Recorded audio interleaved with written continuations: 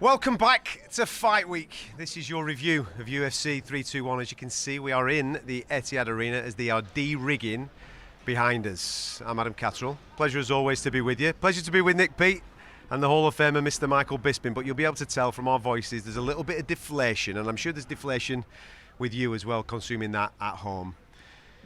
A disaster is probably the best word to describe everything that we've just witnessed, where we end up with a no contest in the main event, where the heavyweight championship was on the line, Tom Aspinall and Ciryl Gane. The main concern is obviously Tom's eye health, and I'm sure we'll talk about that throughout the course of the show. I can't believe that he was interviewed in the immediate aftermath of the fight when he was distressed, sent him straight off to hospital. He's gone there. We don't have a report at the time of recording the show as of yet, all right? There is a lot to discuss. But I don't think I'm being harsh calling it a disaster. It really was, wasn't it? No, of course it was a disaster. An absolute fiasco. They've got to do something about these eye pokes. The rule is you got to have your hands like this, but you can still have your fingers out straight. You can't do that. You can do that. That's the stupidest rule I've ever seen in my life. Make a fist. Simple as that. You're throwing punches, and yeah, you got to parry shots, but you just got to unbend your fingers. It's really not that hard. This is a stupid rule. Your fist should be closed, or almost kind of closed, not tightly. Anyway, main thing is that his vision's going to be okay. Fingers crossed, we hope. Probably will. Hopefully it's just, you know, a bit of temporary vision loss. Maybe it's just a scratched cornea or something like that. That remains to be seen. What makes it extra frustrating for everyone involved, obviously there's all the circumstances leading into it. There's the time that Tom's waiting for this moment and all the rest of it.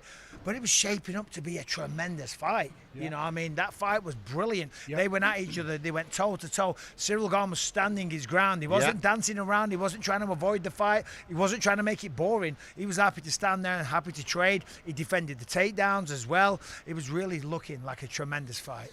It was shaping up brilliantly, especially if you're Ciryl Gane. I thought Ciryl Gane was on his way to winning that first round, and I was thinking, okay, this is what you want to see from the champion. If Tom's going to be this, you know, this guy that's going to have this incredible reign, then he's being asked questions right now. Yeah. And he needs to go back to the corner, regroup, and then come out in round number 2. That's where my head was at. I was like, okay, first blow to Ciryl, first round to Ciryl, great. And then the eye poke happened, and then obviously you could see how much distress Tom was in. But obviously, then the last 15 months start ringing in your mind. This week as well, I've got to be honest, this week in Abu Dhabi has been a disaster. You know, I think some of the stuff Andy Aspinall come out and said about, you know, maybe if after this 3-fight deal with the UFC, we should go and do boxing. And that just felt wrong, wrong time to say it in the week. Then there was some issues about stuff he posted on social media relating to people at the UFC. And the vibe around it just felt wrong. And this was just like the cherry on the cake of what I think has been a bit of a disastrous week for him in general. Listen, you've been there when we're talking about eyes in this particular sport, mate. Talking about the distress. I mean, it was visible. I mean, you saw immediately, Tom said, I cannot see. Yeah. When you're showing those type of distress signals, the doctor has to take action immediately. It's in the doctor's hands then to say, listen, this kid can't fight. He can't defend himself. Doesn't have the wherewithal to defend himself around it, so he has to pull the fight in that moment. Listen, anyone that's been poked in the eye, you know the feeling. It is agonising, and it was a double eye poke, and it was a significant eye poke. It wasn't like a little scratch. Yeah. It was they went in. They were proper eye pokes, and Tom clearly was in a lot of pain. There's people saying online, well, he was saying multiple times, I can't see.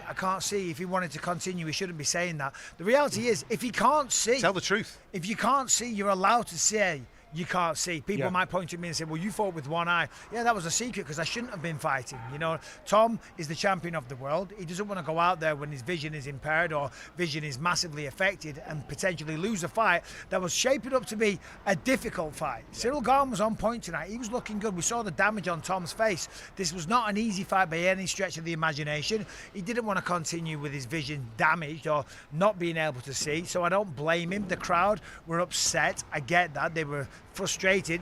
They've flown in from other countries. They've spent a lot of money. They've bought tickets, and the fight ends like that. I don't think the frustration was on Tom. I think the crowd was just annoyed at the situation. I think so too. Yeah. Just like we all are. I think so too. We're all very, very annoyed at this. Yeah, and listen, someone's got to, you know, take responsibility in that moment. Say, listen, don't stick a microphone in that man's face. There's a situation going on. Let's get him out of the way, and therefore we can move the situation on. I know that we're going to come and talk about what Dana said in the aftermath, wanting to reboot the fight as soon as possible, and I'm sure every single fight fan wants that as well.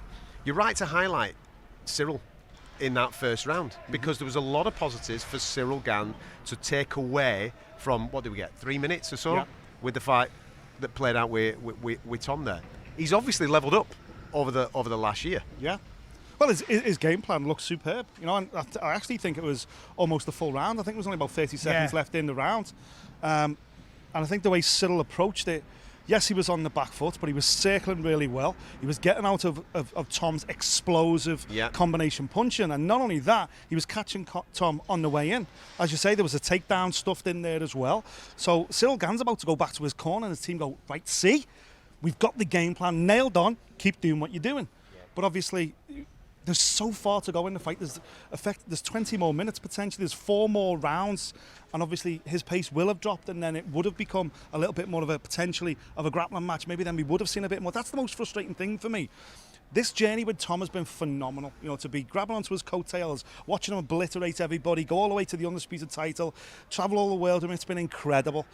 But this was the moment when we were going to get real answers about what's in there as well. Yeah. He was asked questions in that round. A real and he fight. needed a response. A real fight. And he's been saying, Mike, I want a real fight. Because he hasn't had a real fight. He hasn't. He's gone out there and he's dominated and marmalised everyone and made it look easy, which is great. That's awesome.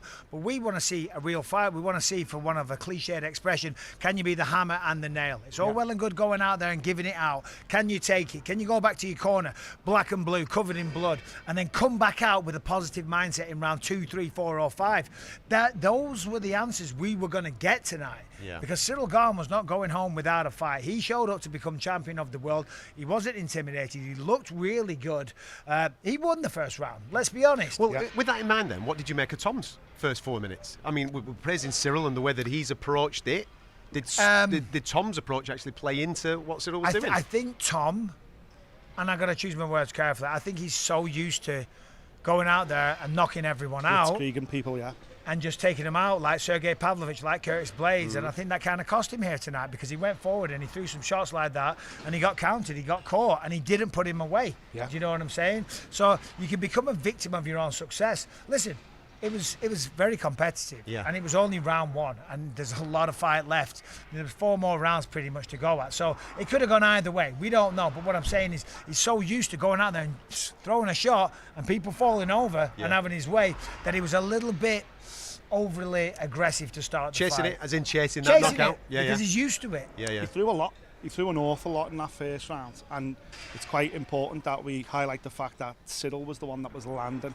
It was Tom that had the bloodied nose. It was Tom that was wearing the fight on his face. And yet his output was far greater than Ciryl Gane's. He was the one pressing forward. He was the one looking to set things up, throw combinations. And yet it was Ciryl that was circling away, landing the significant strikes and asking those questions. Again, my head was already thinking, wow, what is that corner team going to have to do? What's Andy going to say? Whatever they've done, Tom didn't look right for me, but it's easy to say that now because Ciryl looked great. I don't want to take away from Ciryl by going, Tom didn't look right, actually. He's doesn't usually miss like that, doesn't leave the back door open. But I've got to credit Ciryl Gane. Ciryl made that happen. His game plan was bang on. Ciryl looked awesome, and I've said it, Cyryl's the only guy that's probably more athletic than what Tom is. He's not as well-rounded, he's not as skilled a mixed martial artist, but he's a better athlete. You've seen videos this week of him jumping up and slamming basketballs. The man could play any sport on this planet. He's light on his feet, he's very fast, he's very quick. He can match Tom in all of those areas, and that's why this was so impressive. And you can clearly see that Cyryl's done some homework. He's worked on the takedown defense, and on top of that, as I said at the beginning, he was standing his ground. He was moving around a little bit, of course, because that's what you do if you're a skilled fighter. But he wasn't running away the whole time. He wasn't backing up. He was happy to stand there and trade. It was shaping up to be a tremendous fight, and we all got robbed. I mean, obviously, first and foremost, thoughts are with Tom. We all hope he makes a full recovery and he's going to be fine. Fingers crossed, probably will. But we all got robbed here tonight. Everyone in this arena. No one's leaving here happy. But most of all, Ciryl. Yeah, he turned up and, of course. You know. Of course. Yeah, but he did that to himself. Because he did poke him in the eye. His hands poked him like in the this. eye. Yeah, he reached out with his hand open. Accidentally.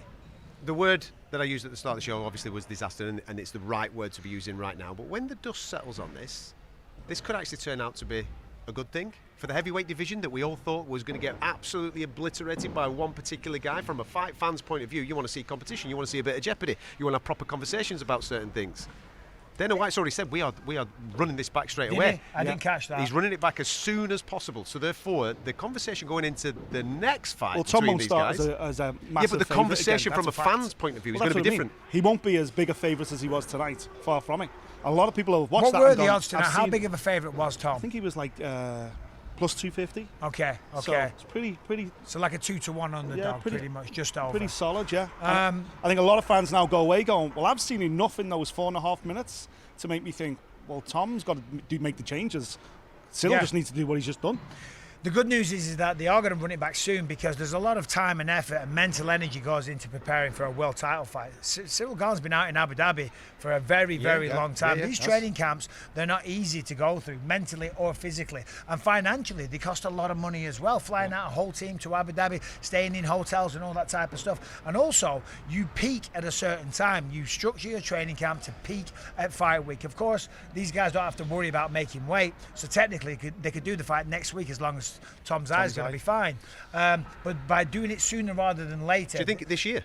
I mean, I know 100%. MSG, December, or even the first fight night. even though we've got those locked in main events and co-main events locked in for both New York and the December card in Vegas, you would say let's just add a third title fight on there and get. I'd do that. I'd do Vegas in December. I'd put it on the top of the bill.